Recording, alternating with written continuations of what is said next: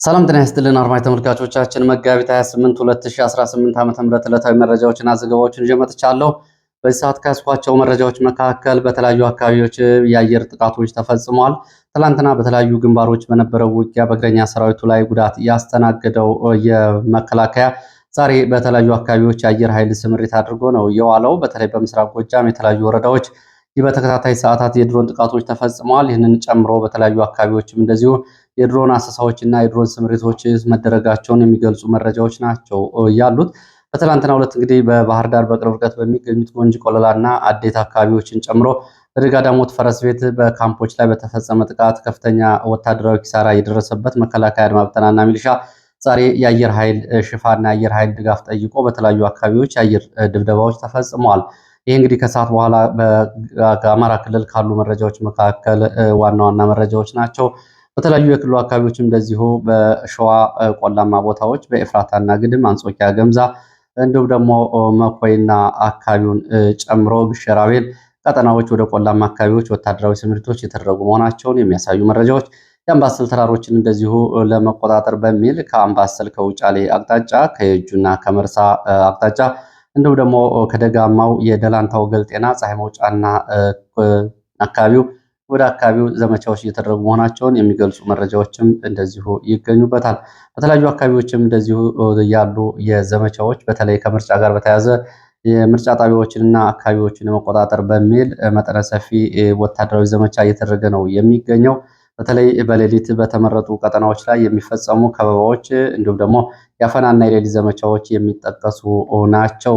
ከዚህ ባሻገር እንግዲህ ሰራዊቱ በራሱ ካምፖች ጭምር ፋኖ ወደ ከተማ ዘልቆ መግባት በፈጸማቸው ጥቃቶች ከፍተኛ ጉዳት ደርሷል። በትላንትናው ዕለት እንግዲህ ብዙዎቻችሁ ትላንትና በቀረቡ ተከታታይ ዘገባዎች እንደሰማችሁት ከፍተኛ ሰብአዊ፣ ቁሳዊ ጉዳት ነው የደረሰው። ወታደራዊ አዛዦች ሳይቀር የክፍለ ጦር አዛዥ በፋኖች ገብተዋል።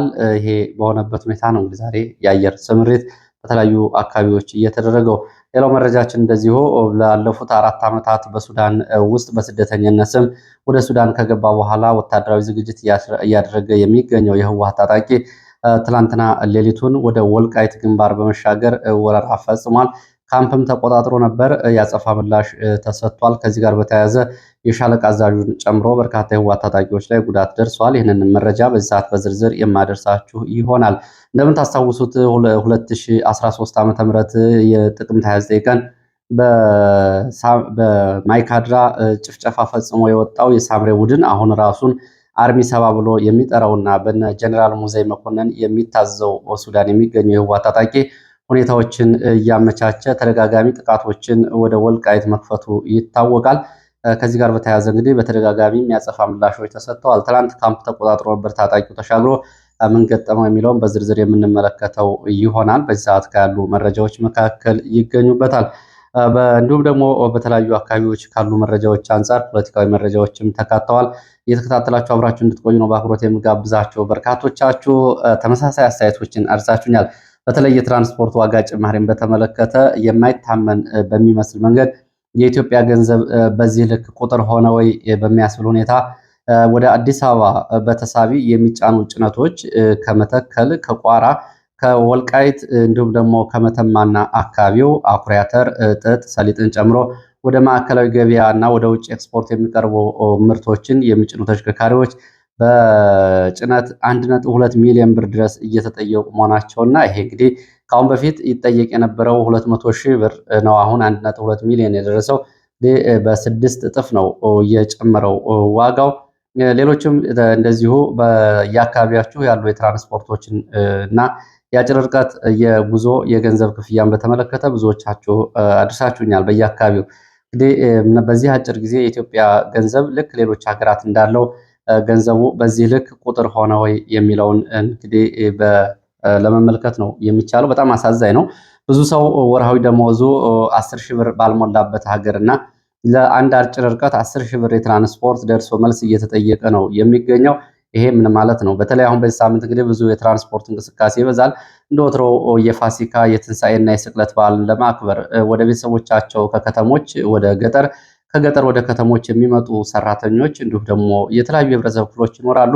ይሄ በዚህ ዓመት የማይታሰብ ሆኗል። ቀድሞ ከተያዘው እቅድ በእጅጉ ያሻቀበ የዋጋ ንረት ነው ያለው። በዚህ ምክንያት በዓል ድባቡ በዚህ ልክ በተገለጸው ልክ ሆኗል። እንግዲህ ብዙዎቻችሁ ልካችሁልኛል።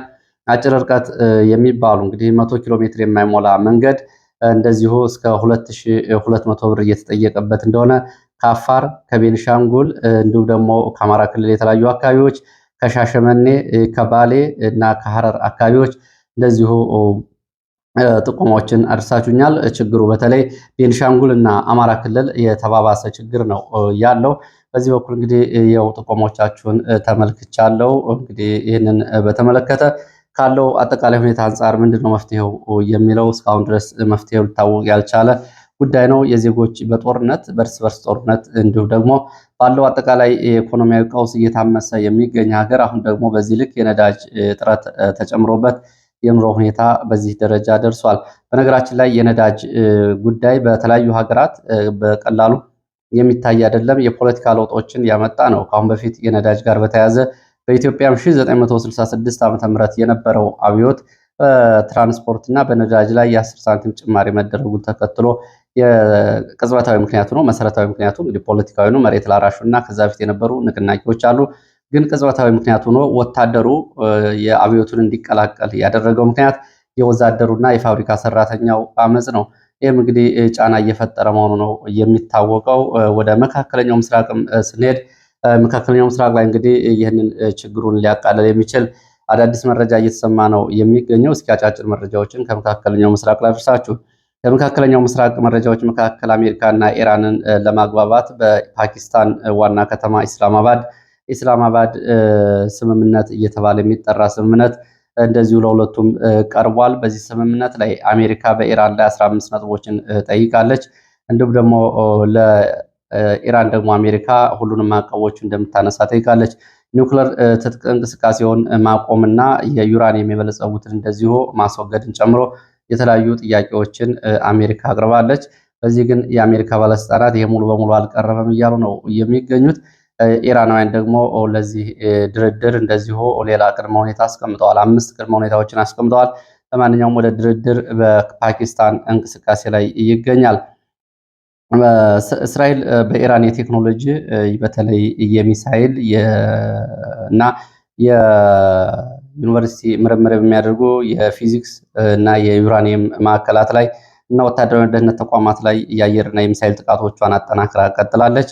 ኢራን በአሜሪካ የጦር ሰፈር በተለይ ኩዌት በሚገኘው ላይ እንደዚሁ ተከታታይ ጥቃቶችን ፈጽማለች። ከኩዌት የሸሹ የአሜሪካ ወታደሮች ወደሚገኙበት ደሴትም ጭምር የሚሳይል ጥቃት በመፈጸም እንደዚሁ ጉዳት ማድረሷ ነው የተገለጸው።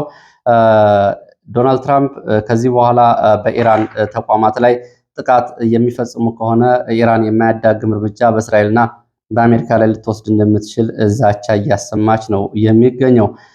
እስራኤል የኢራንን አብዮታዊ ዘብ የደህንነት አዛዥ ማጂድ ካህዲ ተብሎ የሚጠራውን ዋና ኃላፊ በሚሳይል ጥቃት ገድላለች። እስካሁን ድረስ በእስራኤል የተገደሉ የኢራን ቁልፍ ባለስልጣናት እንግዲህ ወደ 109 መድረሳቸውን መረጃዎች ያሳያሉ። በአይሁዶች ላይ እንደዚሁ ሚስጥራዊ ግድያዎችን የሚመራው የአብዮታዊ ዘብ ዩኒት 840 ተብሎ የሚጠራው ዩኒት ዋና አዛዥም እንደዚሁ አስጋር ባጋሪ ተብሎ የሚጠራው እንደዚሁ በሞሳድ ልዩ ኦፕሬሽን መገደሉ ነው የታወቀው። እስራኤል በተመሳሳይ በሊባኖስ በሂዝቦላ መሰረተ ልማቶች እና ወታደራዊ ተቋማቶች ላይ የአየር የእግረኛ እና የመካናይዝድ ጥቃቶችን አጠናክራ መቀጠሏ ነው የታወቀው። ዩናይትድ አረብ ኤሚሬትስ አሜሪካ የእግረኛ ሰራዊት በሆርሙዝ ሰርጥ የምታሰማራ ከሆነ እና ወደ ኢራን የምትገባ ከሆነ አብራ ለመዝመት ዝግጁ መሆኗን ገልጻለች። ይሄ እንግዲህ ኢራኖች ደግሞ እናጠፋታለን እያሉ ነው የሚገኙት። ወደፊት አብሮ የሚታይ ጉዳይ ነው የሚሆነው። የአሜሪካ የፓይለት ጉዳይና ይህንን በተመለከተ ሰሞኑን ያለ መነጋገሪያ ሆኖ ነበር።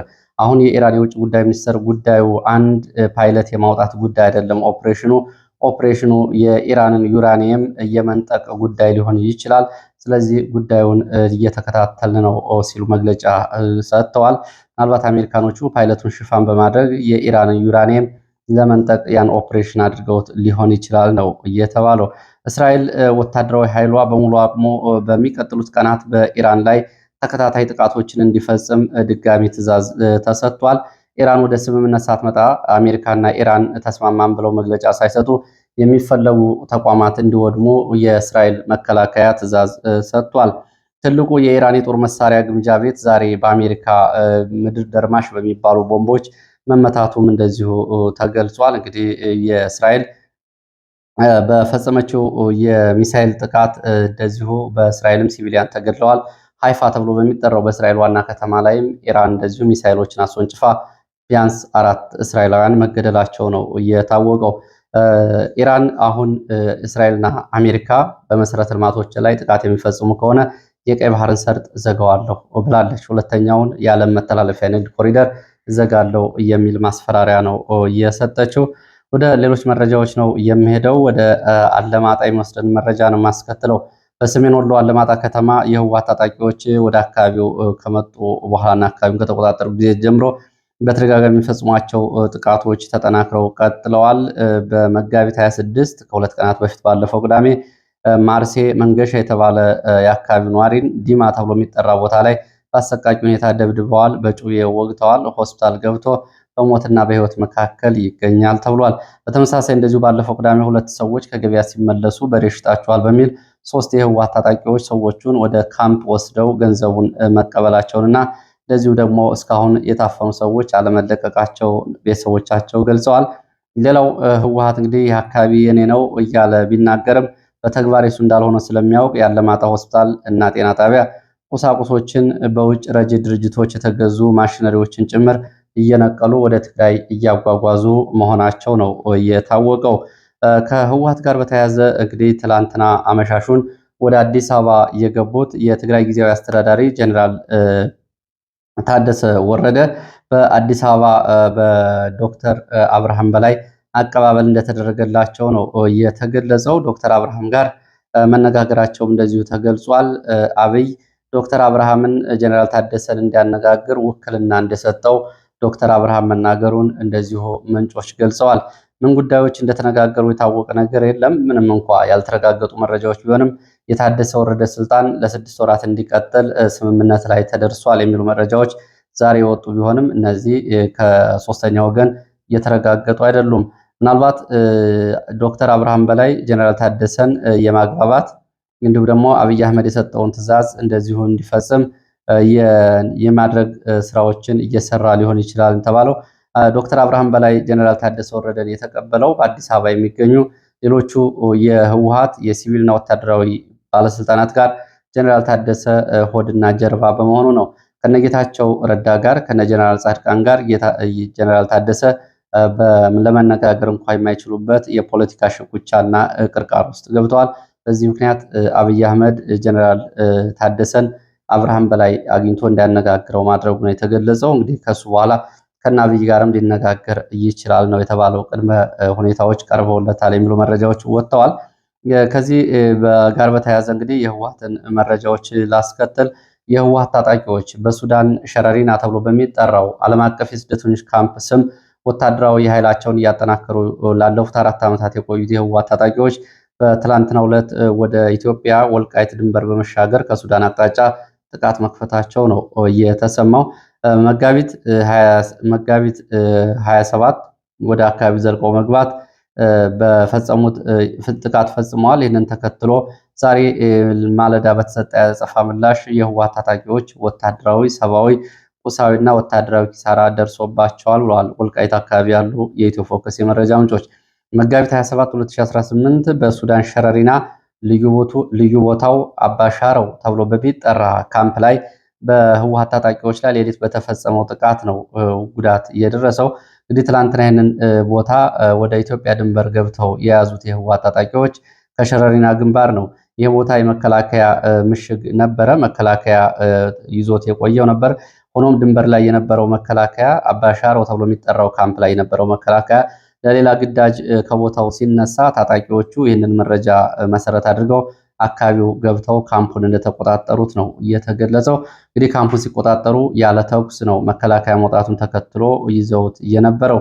ዛሬ መጋቢት 28 2018 ዓ.ም ወደ ቦታው በሁለት አቅጣጫ የተንቀሳቀሰው መከላከያና የተከዜ ዘብ በጋራ በህወሓት ታጣቂዎች ላይ አባሻረው ተብሎ በሚጠራው ቦታ ላይ በከፈቱት ጥቃት የህወሓት የሳምሪ አርሚ 7 አባላት ከባድ የሆነ ወታደራዊ ኪሳራ አስተናግደዋል ተብሏል። በተከፈተባቸው ያጸፋ ምላሽ የሻለቃ አዛዥን ጨምሮ ቁጥራቸው ያልታወቀ ታጣቂዎች ተደምሰዋል፣ እጅ ሰጥተዋል። መገናኛ ሬዲዮ፣ የነፍስ ወከፍ መሳሪያ እንዲሁም ደግሞ ቦምብና ሌሎች እንደዚሁ ስለታማ ትጥቅ መሳሪያዎች ተማርከዋል ነው የተባለው። ጥቃቱን ተከትሎ የተረፉት ታጣቂዎች የሞቶ የሻለቃ አዛዥን ጭምር ይዘው ወደ ሸረሪና ካምፕ ሲሄዱ በውጊያው ከተገደሉት ውስጥ እንግዲህ የሻለቃ አዛዥ ስም እየተጣራ እንደሆነ መረጃዎቹ ገልጸዋል።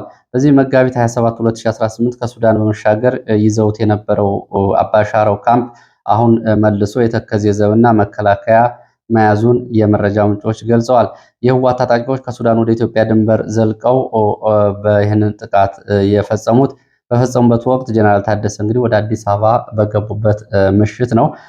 በህወሓት ታጣቂዎች ይህንን ጥር 18 2018 ዓ.ም በተከዜ ቀጠና በጠለምት በይፋ ጥቃት ከፈጸሙ በኋላ እና በወቅቱ ከትንኮሳው ጋር በተያያዘ በአካባቢው በተሰጠ አጸፋ ምላሽ ጉዳት ከደረሰባቸው በኋላ ይፋዊ ወረራ በወልቃይት ግንባርና ሲያደርጉ ይሄ የመጀመሪያቸው ነው። ያው በራያ ግንባር ያለው ጉዳይ ባለበት ሆኖ ማለት ነው። ወደ ሌሎች መረጃዎች አልፋለሁ። ወደ ሌሎች መረጃዎች ሳልፍ በአማራ ክልል በተለይ በጎጃም ቀጠና ዛሬ የአየር ጥቃት በተለያዩ ቦታዎች ሲፈጸሙ ነው የዋሉት። በምስራቅ ጎጃም በሁለት ቦታዎች ላይ በተፈጸመ የሰው አልባ አውሮፕላን የድሮን ጥቃት ሰብአዊ፣ ቁሳዊና የንብረት ጉዳት ደርሷል። በሞጣ ቀጠና ሰዴ ወረዳ እኩለ ቀን ላይ 6 ሰዓት ላይ ማለት ነው ከርኗሪ ተብሎ የሚጠራ ከተማ ትምህርት ቤት ላይ የድሮን ጥቃት ተፈጽሟል። የድሮን ጥቃቱ የትምህርት ቤቱን እንደዚሁ ህንፃ ደርምሷል። እንግዲህ ህንፃ የገጠር ትምህርት ቤቶች በምን እንደሚገነቡ ይታወቃል። የትምህርት ቤቱ ውድማት ደርሶበታል። በሰው ላይም እንደዚሁ አካላዊ ጉዳት ደርሷል። በትምህርት ቤት የመማሪያ ክፍሎች ከደረሰው ጉዳት ባሻገር አንድ ሴት እንደዚሁ ከባድ የአካል ጉዳት ደርሶባታል። በሌላ በኩል እንደዚሁ በዚሁ ከዚሁ ቅርብ ርቀት እናርጅና እናውጋ ወረዳ መጣያ ተብሎ የሚጠራ ቦታ ከቀኑ 6 ሰዓት ተኩል በ30 ደቂቃ ልዩነት በተፈጸመ የድሮን ጥቃት እንደዚሁ ትምህርት ቤት ጉዳት ደርሷል። በትምህርት ቤት ውስጥ የነበረ አንድ የትምህርት ቤት ጥበቃ ህይወቱ አልፏል። ሌላም ሰው እንደዚሁ የአካል ጉዳት ደርሶበታል። ይሄ ሌላው ዝርዝር ጉዳት እየተጣራ እንደሆነ ነው የተገለጸው። ከሰዓት በዚሁ ቀጠና ምስራቅ ጎጃም እናርጅና እናውጋ፣ ሸበል በረንታ፣ እነማይ፣ ቢቸና በአባይ ሸለቆ ባሉ ትይዩ አካባቢዎች የድሮን አሰሳዎችና ቅኝቶች ሲደረጉ፣ በሌላ በኩል ደግሞ እንደዚሁ በደጋዳሞት፣ ደንበጫ፣ ስናን እና አካባቢዎችን ጨምሮም እንደዚሁ ዛሬ ረፋድ የድሮን አሰሳዎችና ቅኝቶች ተደርገዋል። ከድሮን አሰሳና ቅኝት ጋር በተያያዘ እንደዚሁ በምዕራብ ጎንደር ቋራ ቀጠና እስከ ጃዊ አዊ ዞን ባለው ቀጠና ተመሳሳይ የድሮን አሰሳና ቅኝቶች ዛሬ ማለዳ መደረጋቸው ታውቋል። ከቀናት በፊት ጃዊ አካባቢ እንግዲህ የድሮንና እንዲሁም ደግሞ የሚግ ድብደባ መፈጸሙ ይታወቃል። ወደ ሌሎች መረጃዎች ሲቀጥል የፋኖ የሰራዊት ግንባታን የተመለከተ መረጃ ነው።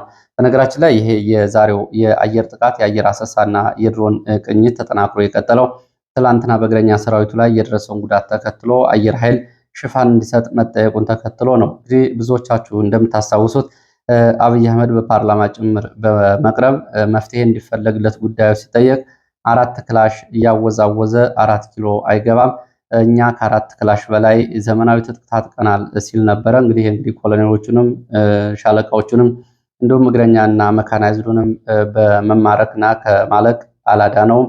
አሁን በግልባጩ ነው የኃይል ሚዛን እየሄደ ያለው።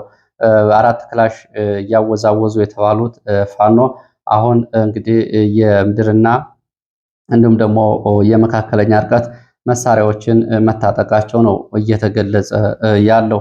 በነገራችን ላይ ብዙ የብልጽግና የሚዲያ ሰራዊት ፕሮፓጋንዳም የቅርጽ ለውጥ አድርጓል። ከዚህ በፊት አያምንም ነበረ ውጊያዎችን። አሁን ውጊያዎችን በማመን ቢያንስ ደምሰናቸዋል በሚል የዕለታዊ ውጊያዎች መኖራቸውን ወደ መቀበል መጥቷል። ይህ እንግዲህ በተራዛሚ ሁኔታ ጦርነቱ መሬት ላይ ያለው ሁኔታ ፕሮፓጋንዳው ላይ እያሳረፈው ተጽዕኖና እውነቱን የመቀበል ዝንባሌ እየታየበት እንደሆነ ነው። ፋኖ የሰራዊት ግንባታ አጠናክሮ በመቀጠል ለወራት ስልጠና የወሰዱ የሬዲዮ እና የመገናኛ ኦፕሬተሮችን ሲያስመርቋል። ቀደም ብሎ ፋኖ እንግዲህ ተዋጊ ኮማንዶዎችን እንዲሁም ደግሞ ጸረ ሽምቅ እግረኛ ሲያስመርቅ ነበር። ከዛ ባሻገር የሕክምና ባለሙያዎችን፣ የፖለቲካ አሰልጣኞችን አቅም ግንባታ እየሰጠ ራሱን ውስጣዊ አደረጃጀቱን እያጠናከረና ራሱን እየቻለ እንደሆነ በተደጋጋሚ ሲዘገብ ቆይቷል። ወደ ደብረታቦር የሚወስደን መረጃ ላስከትል። እናት ፓርቲ በደብረታቦር ከተማ የፓርቲው አባልና በደብረታቦር ዩኒቨርሲቲ የታሪክ ተመራማሪና መምህር መሰረት ወርቁ ዛሬ መጋቢት 28 ረፋድ ላይ ወደ ዩኒቨርሲቲ ወደ ስራ ቦታቸው እያመሩ ሳለ በጸጥታ አካላት ተይዘው መታሰራቸውን ፓርቲው አሳውቋል። እናት ፓርቲ የዩኒቨርሲቲው መምህር እና የፓርቲው አባል በአስቸኳይ እንዲለቀቁ ጠይቋል። በእናት ፓርቲ ምስረታ ጀምሮ እስካሁን ድረስ ትልቅ ሚና የነበረው አባል እንደሆነ እናት ፓርቲ ገልጿል። ለማስፈታት ያላሳለሰ ጥረት እንደሚያደርግ ገልጿል። እንግዲህ ከምርጫ ጋር በተያያዘ አሁን በዚህ ሰዓት የፓርቲ አባላት እየታሰሩ መሆናቸው ነው የተገለጸው። ወደ አለማጣ ወደ ዋግ ኽምራ የሚወስደን መረጃ ላስከትል። በዋግ ኽምራ ደሃና ወረዳ ለሁለተኛ ቀን በቀጠለ ዘመቻ በሚሊሻ ላይ ከፍተኛ የተባለ ሰብአዊ፣ ቁሳዊና ወታደራዊ ኪሳራ ደርሷል። መጋቢት 26 2018 ዓ.ም በደሃና ወረዳ ዱራ በተባለ ካምፕ ላይ ፋኖ በፈጸመው ጥቃት በርካታ የሚሊሻ አባላት ሙትና ቁስለኛ ሆነዋል። ከዚህ ጋር በተያያዘ በዛሬው ዕለት እንደገና በመከላከያ በአድማ ብተና እንዲሁም ደግሞ ሌላ ተጨማሪ ሚሊሻ ተመድቦ በፋኖ ላይ ዘመቻ ቢያደርግም ፋኖ በሰጠው ያጸፋ ምላሽ ከፍተኛ ወታደራዊ ኪሳራ ደርሷል። በሚሊሻ ላይ ቁጥራቸው ያልታወቀ የሚሊሻ አባላት ሙትና ቁስለኛ ሆነዋል። እንደ ዓይን እማኞች ከሆነ እስከ 30 የሚደርስ የሚሊሻ ኃይል ዛሬ እንደዚህ ጥቃት ደርሶበታል ብለዋል። መሳሪያና ትጥቆቻቸው በፋኖች ገብተዋል ነው የተባለው። ይህ እንግዲህ ከቀናት በፊት በነበረው ዘመቻ የደረሰብንን ሽንፈት እንደገና እንበቀላለን በሚል ለዘመቻ የወጡ ሚሊሻዎች ናቸው ዛሬ ይህን ወታደራዊ ኪሳራ ያስተናገዱት። ለዚህ ሰዓት ከተለያዩ አካባቢዎች ያሰባሰብኳቸው መረጃዎች እነዚህን ይመስላሉ። ስለተከታተላችሁ በእጅጉ አመሰግናለሁ። በሌላ ተመሳሳይ መርሃ ግብር እንገናኛለን። አሁንም ትዝብቶቻችሁን፣ ሀሳቦቻችሁና መልክቶቻችሁን አድርሱኝ።